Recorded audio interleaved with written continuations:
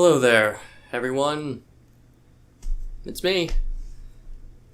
Definitely not how I ever thought I would be revealing myself to you all for the first time, but it needs to be done. I know I haven't uploaded in a while. Even Sephiroth got revealed and released, and I never made a video on it. I just couldn't bring myself to. Yeah, I've been making a bunch of video projects recently, and I kept scrapping them halfway through, just abandoning projects left and right, not really happy with anything I was making. All my recent content I've been making and trying to make, to me, it really has started to feel like what I'm making is just vapid, meaningless, just really factory-produced, generic.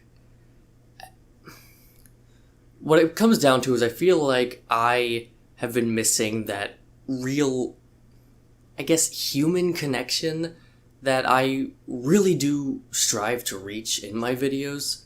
You know, we all love the same thing.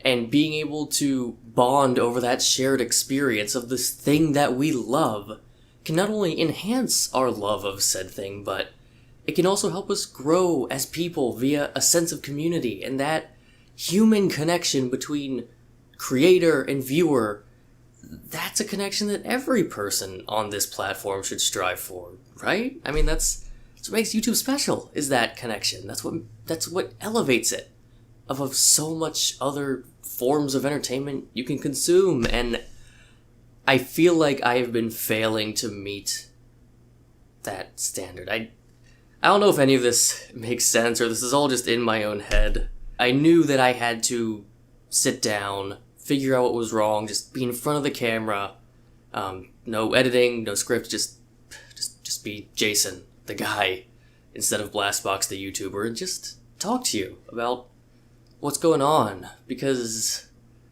yeah, the brutal truth of everything I'm telling you here is that this is all an act. I baited you into clicking on this video with my face reveal, because I'm pretty sure if you knew what this video was actually about, a good number of you would have chosen to not click on it. But it's important. And it's a message that a lot of you really seriously need to hear. Why Kiddy Kong is one of the greatest Nintendo characters ever made. Kiddy Kong was introduced to the world in 1997 in Donkey Kong Country 3 Dixie Kong's Double Trouble. Despite the game's critical acclaim, that praise did not fully translate to the all-new Kong character this game created. Kiddy Kong, the infant cousin of Dixie Kong, has the strength of Donkey Kong with the agility of Diddy Kong. He can smash through enemies and shatter the ground under his weight. He can bounce on water on a glorious roll that Sonic wishes he could replicate. Kiddy is not skipping over content like Dixie's cheap, mindless ponytail allows you to do. Rather, Kiddy gives you the optimal tools to experience this great level design that this adventure has crafted for you firsthand, to the best of the player's ability. Simply put, he is the most satisfying Kong in the original trilogy to pilot. And none of this is even the good stuff. What truly makes Kiddy Kong stand out as an all-time great character is the message his presence brings to the narrative of this game. To understand this, we must first analyze the very first moment we meet Kiddy Kong in this game. When the game starts up, you take control of Dixie Kong as she stops by Funky Kong's boat shop. And to paraphrase the scene, it plays out as such. Hey, Dixie, guess what? I make boats now. Also, here's your cousin. I'm sick of watching him. Bye. That is Kiddy Kong's entire origin story. Nothing about Kiddy Kong screams hero. He's not in the best shape, his clothing choice definitely prioritizes comfort over combat ability. Oh, and there's the whole being a baby thing. He's not a trained warrior, honor-bound to serve his people. He's just an ordinary citizen who was put in an unfair situation thanks to the circumstances of his birth, and is forced to make the best of it as he navigates this confusing, unfair world, regardless of any lack of confidence he might feel, or any desire to crack under the pressure put on him. And I don't know about you, but this sympathetic plight is far more human and relatable to me than "You are the hero of light, the last remaining hope that can save existence as we know it from a mounting enemy force. Ride off on your adventure to seize your destiny as the legendary hero who fearlessly vanquished evil, corruption, tyranny." My brain hasn't developed enough to comprehend my own mortality yet. Kiddy Kong, despite his age, is the first Kong in the series that features a relatable life story that any one of us can empathize with. He doesn't have magical hair, but what he does have is a magical heart. He gets on that boat with Dixie, accepts the situation, and braves the perilous adventure ahead of him.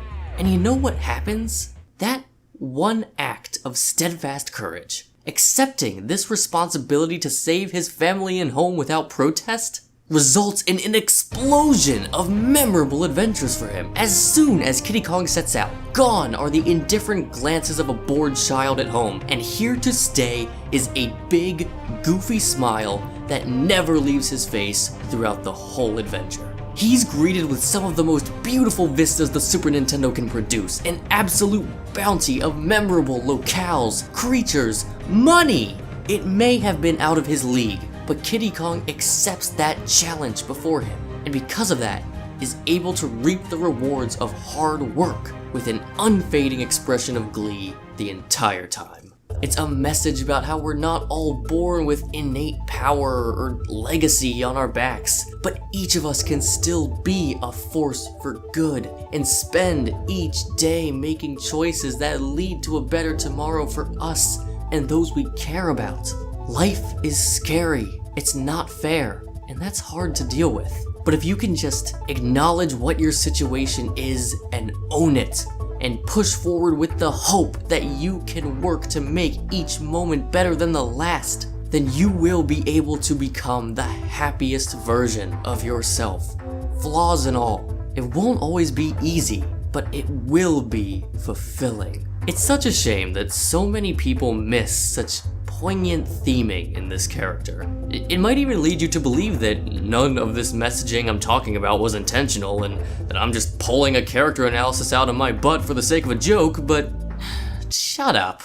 So many people look at Kiddy Kong and just see a fat baby in a cumbersome onesie and criticize him just because he might be a bit on the less attractive side. Well, guess what? So am I. But I'm still sitting right here in front of you, proud of who I am-ish. We're not all conventionally attractive Hollywood celebrities, but that doesn't make our experiences or our feelings and emotions any less valuable. Kiddy Kong can still save his home with every ounce of spirit and courage that Donkey Kong can.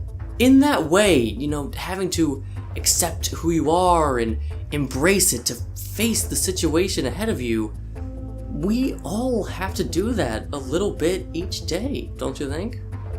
In that way, we're all kind of like Kiddy Kong. Anyone can wear that onesie. I hope that one day this symbol of positivity can be more accepted within the hardcore Donkey Kong Country community, and that we can all one day see the grand return of this iconic platforming figure. But until that day, I hope you at least enjoyed taking this little journey with me, exploring this delightful character.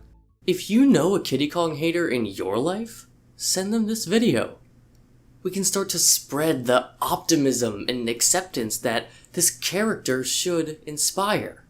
Not as an act of opposition or aggression against those who have slandered Kiddy Kong's name, but just as an expression of positivity that can maybe, in some small way, help to heal this broken world.